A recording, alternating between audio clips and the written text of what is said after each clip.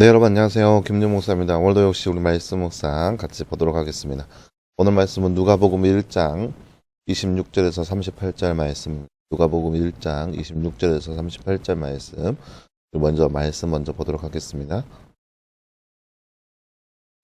여섯째 달에 천사 가브리엘이 하나님께로부터 나사렛이라는 갈릴리의 한 동네로 보내심을 받아 다윗 가문의 요셉이라는 남자와 정혼한 처녀에게 갔는데 그 처녀의 이름은 마리아였다. 천사가 안으로 들어가서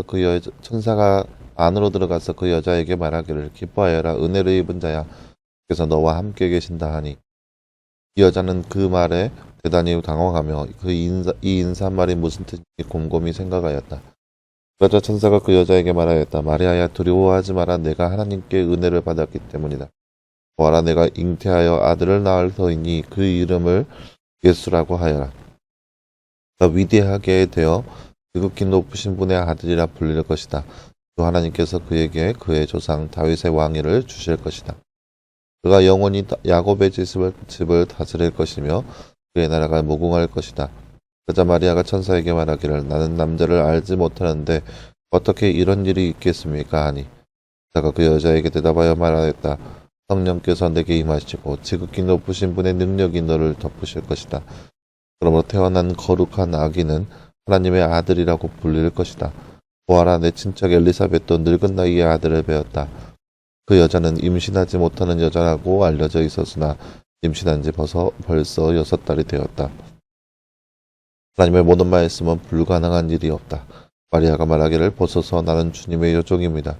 주님의 말씀대로 내게 이루어지기를 바랍니다 하니 천사가 그 여자를 떠나갔다. 아멘. 네, 사랑하는 여러분, 오늘 말씀은 이제 예수님에 대해서 우리가 함께 살펴보는데요. 사도신경에 보면은 동정녀 마리아에게 나시고 라고 하는 부분의 내용입니다. 그러니까 동정녀라고 하는 것은 처녀를 뜻하는 겁니다. 처녀 마리아에게 낳았다라고 하는 건데요. 오늘 말씀에는 천사 가브리엘은 소식을 전하는 천사인데요.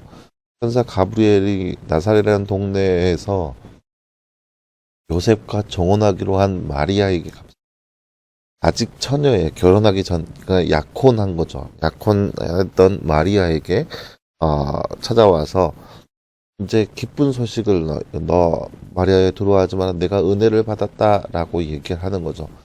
그러니까 마리아가 무슨 말인지 어리둥절하고 있는데 그 말 뜻이 무엇인지 바로 예수님의 탄생에 대해서 예언하는 말씀이 있는 부분이라 할 수 있습니다. 다른지 잠깐 볼까요? 말씀 읽고 빈칸에 알맞는 말을 넣어 말씀을 완성하세요. 보아라 내가 띠하여 띠를 낳을 것이니 그의 이름을 띠라고 하여라. 그가 띠하게 되어 지극히 띠분의 띠라고 불릴 것이다. 또 하나님께서 그에게 그의 조상 띠의 띠를 주실 것이다. 네, 오늘 말씀은 31절 32절 말씀입니다. 31절과 32절 말씀. 보아라 내가 잉태하여 아들을 낳을 터이니 그의 이름을 예수라고 하여라. 그가 위대하게 되어 지극히 높으신 분의 아들이라고 불릴 것이다. 주 하나님께서 그에게 그의 조상 다윗의 왕위를 주실 것이다. 오늘 말씀은 31절과 32절 말씀. 마리아가 낳게 될 아들의 이름은 무엇이며 그는 어떻게 불릴 것인가요? 말씀을 읽고 적어봅시다. 우리가 읽었죠? 그 이름을 예수라 하라. 그리고 지극히 높으신 분의 아들이라 불릴 것이다. 하겠습니다. 네, 사랑하는 여러분, 오늘 말씀은 우리가 동정녀 마리아에게 낳으시고 라고 하는 부분에 대해서 함께 말씀을 통해 살펴보았습니다. 예수님께서 거룩한 자로서 이 땅 가운데 태어나셨습니다. 거룩한이라는 것은 구별됨이라는 거죠. 그러니까 남녀 사이에 태어난 것이 아니라 성령으로 잉태하였던 거죠. 동정녀 마리아에게 성령으로 인하여서 잉태함을 받는 분이 바로 예수님이라는 사건입니다. 그러니까 그런 거죠. 제가 길 가다가 예전에 어느 조그마한 마트에서 이런 얘기를 들어봤었어요.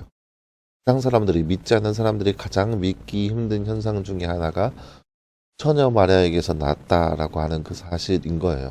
어떻게 사람이 남녀 간의 사이가 아니라 처녀의 몸에서 아이가 태어날 수 있냐라는 것을 못 믿겠다라는 거죠. 사람들이 믿기 힘든 어려운 것 중에 하나가 바로 이 동정녀 마리아에게 났다라고 하는 거죠. 성령으로 덧입혀서. 그런데 오늘 말씀에 보면은 37절 말씀에 나와 있죠. 하나님의 모든 말씀은 불가능한 일이 없다라고. 하나님의 불가능한 것이 없다라는 거예요. 그렇기 때문에 처녀의 몸에서 잉태되는 것은 하나님에게 있어서 전혀 문제가 되지 않는 거죠. 예수님은 이렇게 마리아에 통해서 이렇게 탄생하게 되었습니다. 근데 마리아의 모습을 보면 처녀이죠. 처녀가 아이를 낳다라는 것은 알려지게 되면 큰 위험성이 있습니다. 그 당시에 그 시절에 법이 뭐였냐면 처녀가 그 부적절한 관계를 통하여서 그런 남녀간의 관계를 맺게 된다면 돌로 쳐 죽임을 당하는 그러한 법이 있었습니다. 그러니까 요즘 날처럼 그렇게 뭐 혼전순결 그때 당시는 감히 상상도 할 수 없는 거였죠. 그러니까 늘 혼전순결이 유지돼야 하는 그런 시대에 있는 거예요. 만약에 그거 되지 않으면 돌로 쳐서 죽임을 당하는 거 이것이 바로 그 시대 당시의 모습이었던 거죠. 근데 그러한 때에 마리아가 처녀인데 아직 처녀인데 물론 정혼하였지만 약혼하였지만 아직 처녀인 때 아이를 뵈게 됩니다. 아이를 뵀다는 것은 이제 아까 좀 전에도 얘기했듯이 사람과 남녀 사이에 만들어지는 것이 악이인데 전혀 성령으로 잉태했다는 것이 사람들이 누가 믿겠어요? 아무도 믿어주지 않겠죠. 그러니까 굉장히 마리아에게 있어서는 마음적으로 굉장히 어려운 부분인 거예요. 어떻게 자기가 처녀인데 이러한 일이 있을 수 있냐. 사람들이 알게 되면 자신은 사회적으로 비판받고 그렇게 죽임당할 수도 있는 그런 어려운 순간이었는데 어떻게 그럴 수 있냐라는 거죠. 그런데 오늘 말씀 마지막 말씀 보면 보소서 나는 주님의 여종입니다. 주님의 말씀대로 내게 이루어지길 바랍니다. 라고 순종하는 모습을 볼 수 있어요. 예수님은 이렇게 탄생하셨습니다. 순종함으로써. 예수님께서 이 땅 가운데 태어나신 것도 어마어마한 순종이죠. 그렇게 예수님께서는 동정녀 마리아에게, 처녀 마리아에게 힘들고 고달프고 힘든 길이었지만 마리아에 통하여서 이 땅 가운데 태어나셨다는 것을 볼 수 있습니다.